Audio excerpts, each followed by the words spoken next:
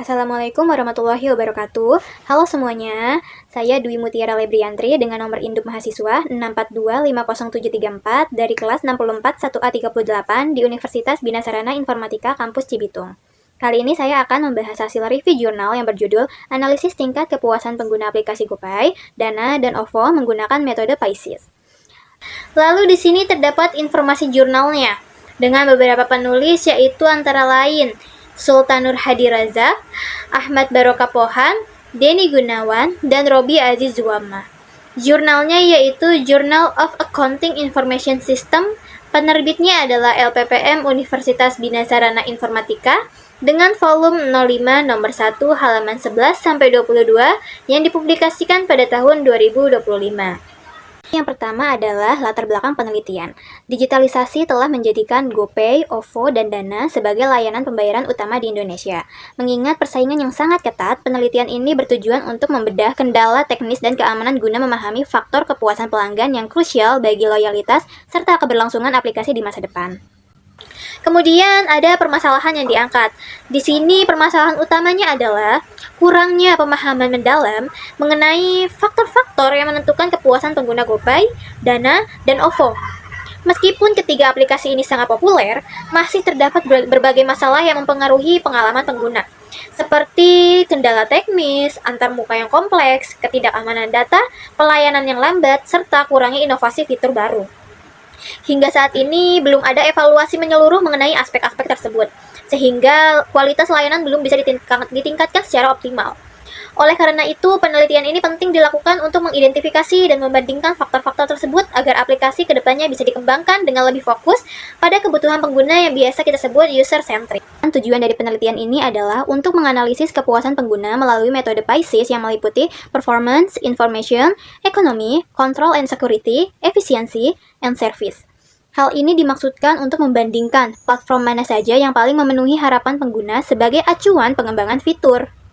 Selanjutnya ada manfaat dan dampak penelitian. Penelitian ini membantu pengembang mengidentifikasi aspek layanan yang perlu diperbaiki untuk menjaga loyalitas pengguna. Dampaknya, peningkatan kualitas ini akan mendorong pertumbuhan pengguna baru dan menjadi referensi inovasi bagi industri vintage di Indonesia secara luas. Lalu metode atau model yang digunakan adalah menggunakan pendekatan kuantitatif dengan instrumen utama kerangka kerja PAISIS. Data dikumpulkan melalui kuesioner Google Form kepada mahasiswa Universitas Bina Sarana Informatika, lalu diolah dengan pembebotan variabel untuk mengukur tingkat kepuasan secara akurat dan objektif. Kemudian teknologi informasi dan komunikasi yang digunakan yaitu untuk pengumpulan data melalui Google Forms dan observasi langsung pada aplikasi GoPay, Dana, dan OVO. Data primer tersebut kemudian diolah secara sistematis menggunakan analisis statistik digital untuk memastikan hasil yang akurat, transparan, dan terukur. Lalu bagian yang terpenting dari penelitian adalah hasil penelitian. Hasilnya menunjukkan bahwasannya semua platform masuk kategori puas dengan skor di atas 4. GoPay menempati posisi tertinggi dengan angka 4,136, disusul Dana dengan 4,123, sementara OVO unggul pada aspek keamanan, efisiensi, dan layanan. Hal ini membuktikan kinerja dan kualitas ketiga aplikasi telah memenuhi ekspektasi pengguna. Lalu yang terakhir di sini ada pendapat dan kesimpulan mahasiswa terkait artikel jurnal. Menurut pandangan saya, artikel ini memberikan gambaran yang sangat positif mengenai tingkat kepuasan pengguna dompet digital di Indonesia. Melalui pendekatan yang sistematis, saya melihat bahwa hasil penelitian ini membuktikan pengguna cenderung merasa puas dengan kinerja, keamanan, dan layanan dari ketiga aplikasi tersebut.